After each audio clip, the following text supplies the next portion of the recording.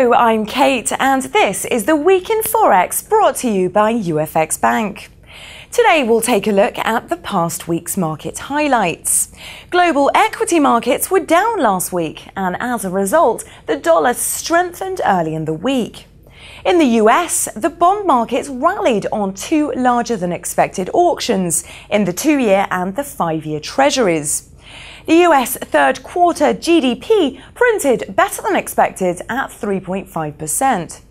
Those two events put risk back at the forefront and the greenback started to weaken once again on Thursday. For a closer look at the markets, we're joined by foreign exchange analyst Martin Smith.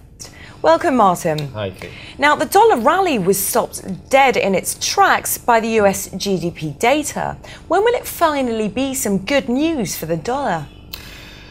When the dollar becomes expensive to borrow, meaning when the US gets closer to a rate hike. The GDP figure, of course, represents economic growth. So where there's growth, there'll be demand for commodities. Thus, investors expect commodity prices to rally and they bid them up. One other point is that commodity prices like oil and gold are quoted off the dollar. So if the dollar weakens, the price of the commodity appreciates. We spoke last week about central bankers releasing purposeful statements. Do you think that played a role in last week's sell-off? Well, as we've seen all year, traders are very quick to capture P&L and take risk off the table. So in short, yes, I believe the comments last week certainly roiled the markets. Which currencies are you going to be watching in the week ahead? Well, the pound has intrigued me because I'm surprised at its current level. It's been trading very high in a tight range for 6 months now.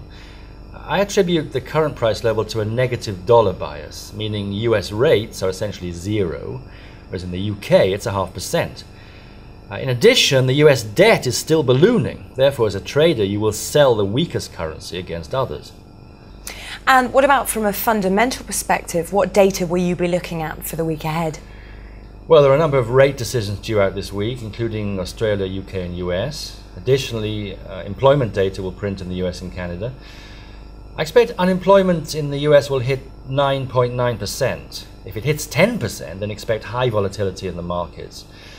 Australia also releases their quarterly monetary policy agenda, and that, coupled with an anticipated rate hike to 3.5%, will certainly contribute to price action in the market. Martin Smith, as always, thank you very much. And thank you for watching. Remember, visit us at ufxbank.com for simple, safe, secure trading.